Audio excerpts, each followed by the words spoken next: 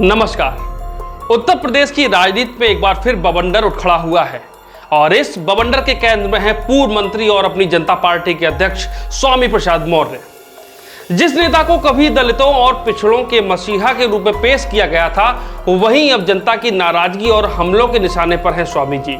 और सीधा इसकी वजह है धार्मिक भावनाओं से छेड़छाड़ और बयानों की आग में झुलसती उनकी छवि।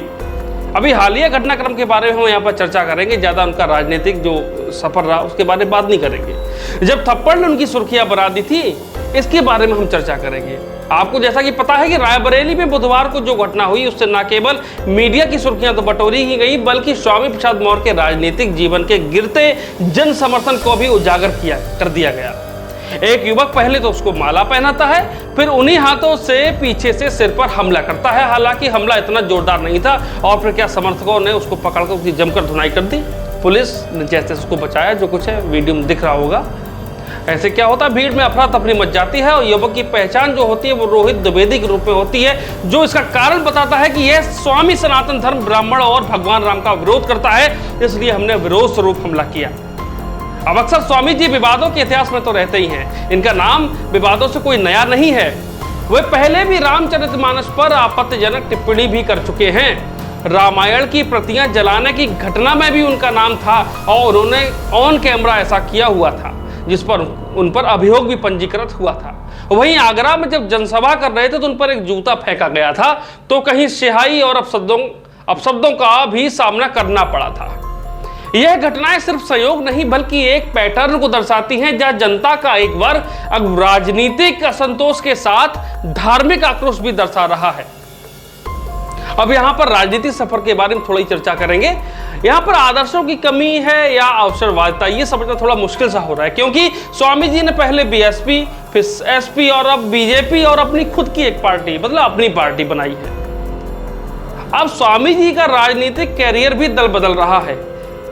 संवेदनशील मुद्दों पर बयानों और राजनीतिक लाभ के लिए समीकरण में उलझा रहा है। जैसा कि आप जानते हैं, कभी बहन जी मायावती के राइट हैंड रहे, कभी अखिलेश के सबसे भरोसेमंद सिपह सालार रहे और फिर भाजपा में आकर उन्होंने राम राज्य के खिलाफ ही वक्तव्य दे दिए। यह सब उनकी राजनीतिक विश्वसनीयता को गहरे सवालों में खड़ा करता है। अब बात आते हैं कि क्या यह हिंसा सही है।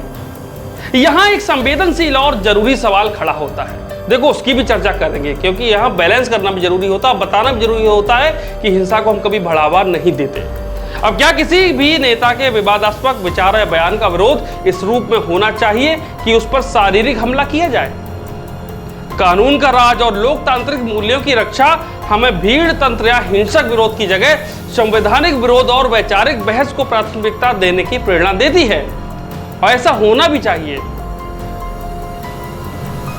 राजनीति में धर्म के नाम पर बयानों की आग लगाकर चाहे वोट बैंक साधने का प्रयास हो या धार्मिक भावनाओं को आहत करने का दुस्साहस, अंततः यह आग राजनीति के तख्त को भी जला सकती है, ऐसा इनको पता भी होना चाहिए। स्वामी प्रसाद मौर्य जैसे नेता जो रामचरितमानस और सनातन पर निशाना साधते हैं, शायद भूल जाते हैं कि भारत की आत्मा में राम बसते हैं, और ऐसे सवाल सिर्फ विरोध नहीं, जन आक्रोश को भी जन्म देते हैं। अब सीधा हम निष्कर्ष की ओर चलते हैं, ज्यादा नहीं बकलेदी करेंगे। यहाँ पर स्वामी प्रसाद मौर्य आज खुद को पीड़ित की भूमिका में दिखाना चाहें, लेकिन राजनीति में विश्वसनीयता, नैतिकता और स्थायित्व जैसे मूल जब खो जाएं, तो जनता का विश्वास भी साथ छोड़ देता है।